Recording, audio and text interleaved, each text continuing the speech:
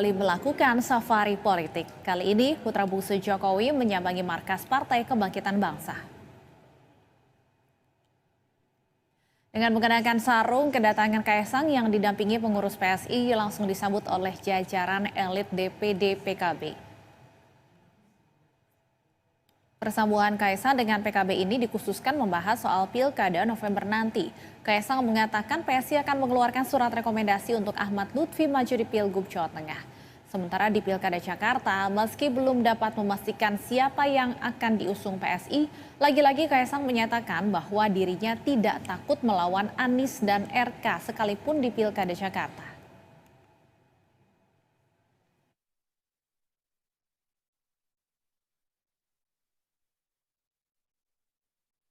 Seperti yang saya bilang sebelumnya, Jawa Tengah ini rekom dari PSI akan segera kami berikan kepada Bapak Ahmad Lutfi.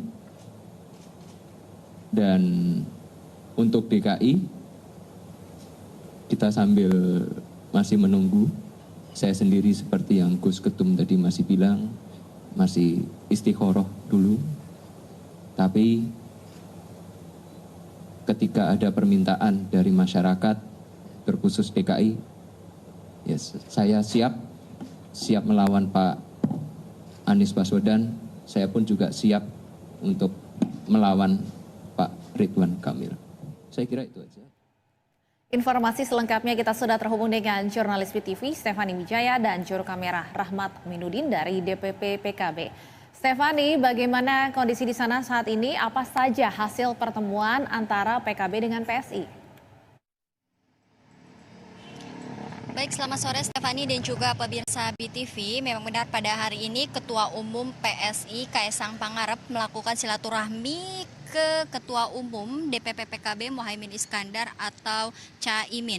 Dan memang tadi berdasarkan pantauan kami, Kaisang ini tiba di gedung DPP PKB pada pukul 13.43 waktu Indonesia Barat dan memang langsung melakukan silaturahmi. Dan silaturahmi itu saat ini telah selesai berlangsung selama kurang lebih 1 jam. Dan memang tadi pada kesempatan setelah silaturahmi tersebut diadakan konversi pers. Mulanya ini Gus Imin menyebut bahwa pihaknya sangat senang dan juga mengucapkan terima kasih kepada Kaisang karena telah berkunjung ke kantornya dengan niat yang sama, yaitu bersinergi dalam peran kehidupan politik, demokrasi, dan juga pemerintahan serta negara dan juga bangsa. Dan tidak hanya itu, pada silaturahmi kali ini juga membahas hal yang paling penting, yaitu kerjasama pilkada yang mengingat akan dimulai pendaftarannya pada 27 Agustus mendatang. Dan tidak hanya itu juga, PKB menyambut baik tawaran kerjasama dan juga follow up mengenai beberapa kandidat calon beberapa daerah, baik gubernur maupun wali kota. Dan tidak hanya membahas mengenai pilkada saja, tadi juga membahas mengenai di mana ini pilkada mengenai Kimples. Gus Mohaimin ini mengatakan bahwa ia tidak mengerti mengenai Kimples tersebut, akan tetapi menurutnya ini apabila sudah dilaksanakan pilkada ini semua pihak ini sama. Dan juga tadi Kaisang juga sempat menanggapi mengenai pilkada di DKI ataupun di Jawa Tengah ini, dan terkhususnya di DKI ia juga menyebut bahwa siap untuk melawan Anies Baswedan dan juga siap melawan Ridwan Kamil. Begitu, Stefani. Ya, Stefani, apakah ada tawaran dari PSI kepada PKB untuk bergabung dengan koalisi Indonesia Maju Plus khususnya di Pilkada Jakarta?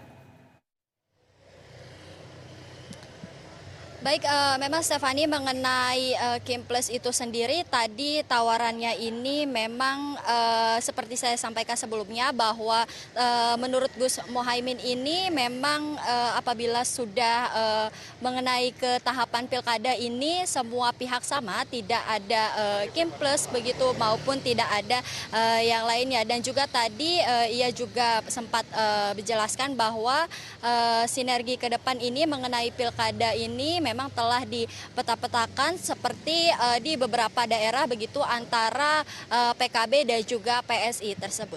Stefani, Selain Jakarta, apakah ada kerjasama konkret yang akan dibangun PSI dan PKB di daerah-daerah lainnya untuk Pilkada 2024? Baik, memang tadi terkait dengan pembahasan silaturahmi yang memang telah dilakukan begitu, tadi ada beberapa daerah yaitu selain DKI Jakarta dan juga selain Jawa Tengah, ada juga di beberapa daerah seperti Blora, kemudian Cilacap dan juga Lamongan begitu. Dan daerah-daerah tersebut memang tadi telah maksud kami telah dipetakan, dan juga memang dari PKB sendiri dan juga dari PSI ini sendiri telah melihat di mana beberapa daerah tersebut telah dicocokkan begitu, Stefani. Baik, terima kasih jurnalis BTV Stefani Wijaya dan juru kamera Rahmat Aminuddin melaporkan langsung dari kantor DPP PKB. Selamat bertugas kembali.